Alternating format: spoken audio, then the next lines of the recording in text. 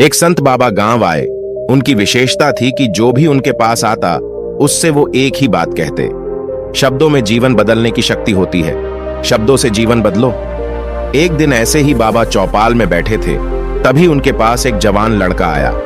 बाबा ने उससे भी वही कहा, शब्दों से जीवन बदल लो। लड़के ने इतना सुना और बाबा के सामने ही जोर जोर से हंसने लगा।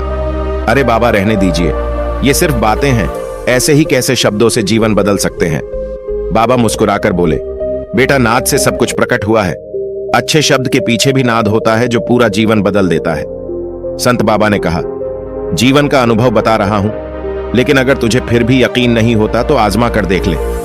लड़का गंभीर होकर बोला, बाबा मेरा 20 साल का छोटा भाई है, ना जाने उसे क्या हुआ है। 2 सालों से वो कुछ करता नहीं, बस लेटा रहता है, दिन भर कुछ सोचता रहता है। हम सब ने कई तरीके आजमा लिए, कई बार बात करने की कोशिश की, लेकिन समझ नहीं आता वो क्या करना चाहता है। अगर शब्द सचमुच जीवन बदल सकते हैं तो आप मदद कीजिए। संत बाबा मुस्कुराए और लड़के के साथ चल दिए। वो लड़का संत बाबा को एक खेत में ले गया और लड़के की तरफ इशारा करके बोला, बाबा ये है मेरा भाई जो पूरे गांव में आलस और मक्कारी के लिए मशहूर है। आप कहते हो कि शब्दों की शक्ति से जीवन बदल जाता है, तो इसका जीवन बदल कर दिखाओ। संत ने देखा, लड़का निश्चित भाव से पेड़ की छांव में सो रहा है। संत बाबा लड़के के पास आए और सिर पर हाथ फेरते हुए बोले, उठो बेटा, बहुत देर हुई सोते हुए, अब जागने का समय है। लड़का अचरज के साथ जागा। आश्चर्य इसलिए था क्योंकि वो बहुत दिनों से लोगों के ताने और झिड़कियां खा रहा था। आज अचानक किसी ने अपनेपन से पुकारा है। आंखें मलते हुए उसने पूछा, आप कौन है? संत बाबा ने कहा, बेटा सबसे जरूरी है तू जाने कि तू कौन है। लड़के ने कहा, बाबा मैं कौन हूं?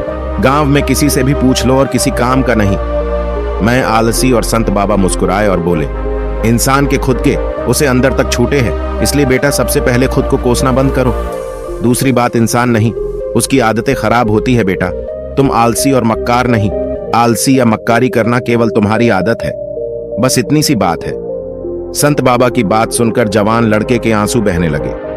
बाबा मैं सच में इस आदत से परेशान हूं। मैं बहुत कोशिश करता हूं, लेकिन फिर भी इससे बाहर आना कठिन है। कई बार मैं आलस छोड़ने की पूरा मन लगाकर काम करने की कोशिश करता हूं, लेकिन जब कुछ करता हूं तो समझ नहीं आता। मैं हमेशा कंफ्यूज रहता हूं कि कैसे करूं। कभी कुछ करता हूं तो शरीर में जान ही नहीं बचती। किताबें पढ़ता हूं तो नींद आने लगती है। मन में एक बोझ महसूस होता है, ऐसा लगता है मेरा जीवन यूं ही निकलता जा रहा है। जब कुछ समझ नहीं आता तो मैं सो जाता हूं। संत बाबा ने लड़के की सारी बातें ध्यान से सुनी और कहा, बेटा मैं तुम्हें आलस से हमेशा के लिए निकलने का तरीका बता सकता हूं, जिससे ये फिर तुम्हें कभी परेशान नहीं करेगा। बस एक शर्त है, अगर तुम सच में सीखना चाहते हो तो कल सुबह सुबह मेरे पास आ जाना। लड़का रात भर संत बाबा की बात सोचता रहा। उसकी नींद सुबह जल्दी खुल गई। वो सवेरे संत बाबा के पास पहुंचा। बाबा ने कहा, बेटा ध्यान से पहली सीख सुनो। जब भी परेशान हो कि मैं क्या करूं, कैसे होगा, तो कभी अतीत से नहीं बल्कि भविष्य से सोचो। बेटा मान लो कि तुम्हें आज किसी भी चीज की कमी नहीं है। हर चीज, हर सुख सुविधा तुम्हारे पास है। अब बताओ कि तुम अपना जीवन कैसे व्यतीत करना चाहते हो। आज तक हर किसी ने लड़के को केवल डराया था, आलस को लेकर शर्म महसूस कराई थी, लेकिन संत बाबा तो नए जीवन की बात कर रहे थे। वो सोचने लगा, अगर सब कुछ मेरे लिए संभव है तो मैं अपने जीवन में क्या करना चाहता हूं। लड़के ने थोड़ी देर सोचा और कहा, बाबा मैं दुनिया घूमना चाहता हूं, पहाड़ पर चढ़ना चाहता हूं, समुद्र की रेत पर चलना चाहता हूं, देश दुनिया घूमकर व्यापार करना चाहता, नए और रोचक लोगों से मिलना चाहता हूं, लेकिन यह सब कैसे होगा। लड़के का ध्यान टूटा तो फिर अतीत की मायूसी ने घेरना शुरू कर दिया। ना तो मेरे पास पैसे हैं, ना व्यापार करने के लिए कोई। मैं कैसे इस स्थिति से बाहर निकल पाऊंगा। दूसरी चीख, हर दिन कर्म करो।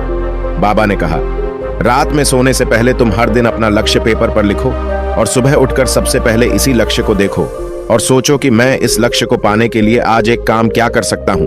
उसे पेपर पर लिखो और उस काम को उसी दिन कर डालो।